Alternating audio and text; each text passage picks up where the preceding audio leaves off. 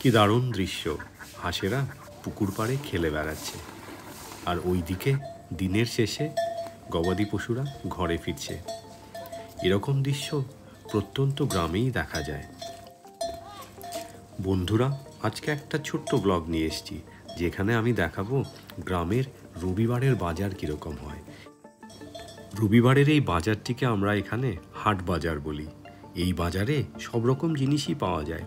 গ্রামের দূর দূরান্ত থেকে লোক এখানে নিজের জমির চাষ করা ফসল কিংবা বিভিন্ন রকমের মাছ, পুকুর থেকে ধরা মাছ এবং অনেক কিছুই এখানে বিক্রি করে। চলুন দেখে নেওয়া যাক এরকম রবিবারের হাট বাজার কীরকম হয়।